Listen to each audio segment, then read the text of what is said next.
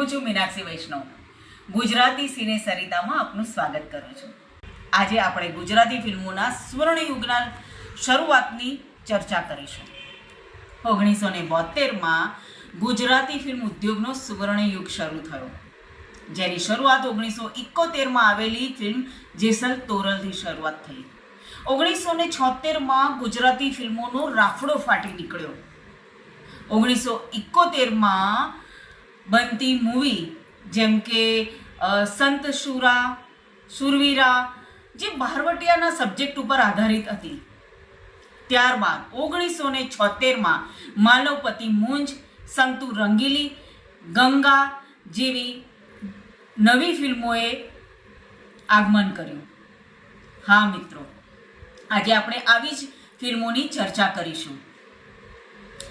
ગુજરાતી ફિલ્મી ઉદ્યોગમાં તે સમયે બિન ગુજરાતી અભિનેત્રીઓની બોલબાલા હતી. આવા સમયે એક પૂર્ણ ગુજરાતી અભિનેત્રી રાગિણીજીની ફિલ્મ ગંગા ડાકુરાણીથી આગમન થયું. અભિનેત્રી ડાકુરાણી ગંગામાં એટલો સારો અભિનય કર્યો, ફિલ્મ પણ સફળ રહી અને તેઓ પણ સફળ રહ્યા. અને ત્યારથી જ ગુજરાતી ફિલ્મને એક નવી અભિનેત્રી મળી, રાગિણી.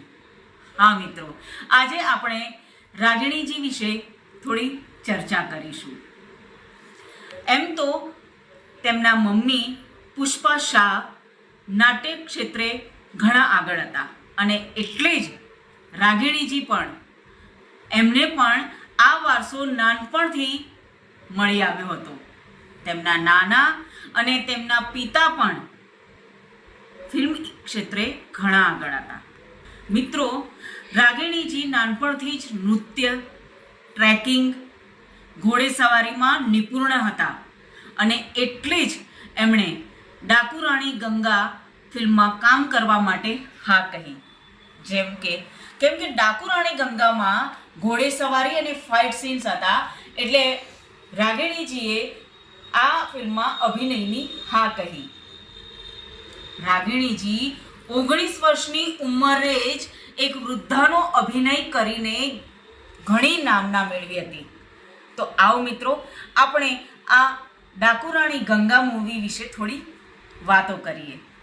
અને આ ફિલ્મની વધુ માહિતી આપણને આપશે ગુજરાતના સુપ્રસિદ્ધ કલાકાર જયેન્દ્રભાઈ મહેતા.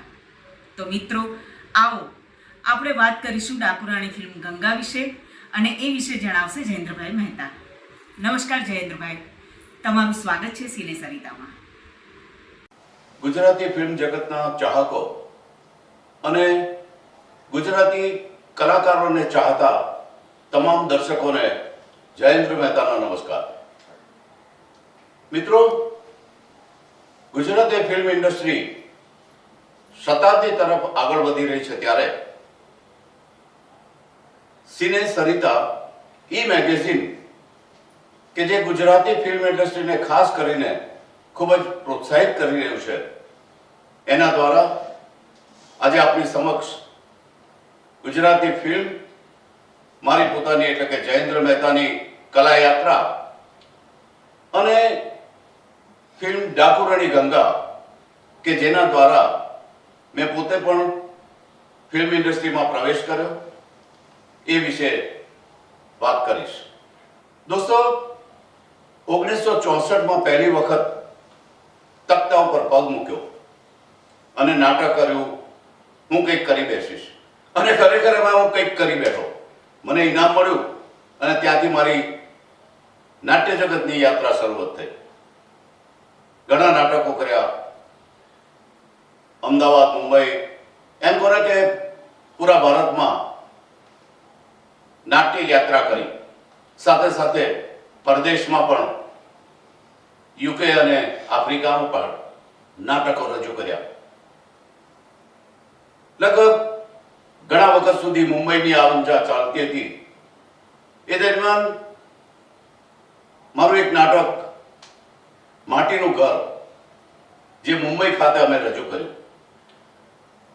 નાટકનો શો ખૂબ જ સફળ થયો. નાટક પતાવીને અમે લોકો અમદાવાદના હતા એટલે અમદાવાદ પાછા આવ્યા.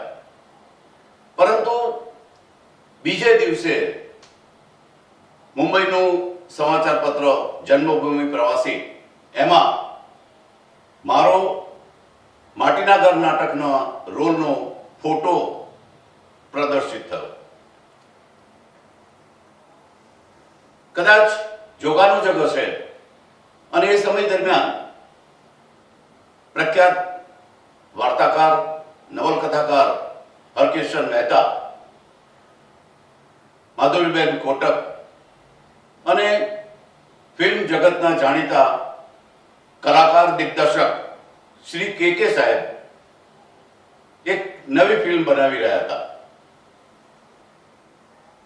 ગુજરાતી ફિલ્મ ઇન્ડસ્ટ્રીનો કાળ એ સમય દરમિયાન એવો હતો કે લગભગ ધાર્મિક, ઐતિહાસિક આવી ફિલ્મો જ બનતી હતી. પણ કે સાહેબે બીડું ઝડપ્યું અને હરકિશન મહેતાની નવલકથા પ્રવાહ પલટાયોના ઉપરથી એક ફિલ્મ બનાવવાનું નક્કી કર્યું. અને ખરેખર આ નવલકથા પ્રવાહ પલટાયોએ ગુજરાતી ફિલ્મ ઇન્ડસ્ટ્રીનો પ્રવાહ બદલી નાખ્યો.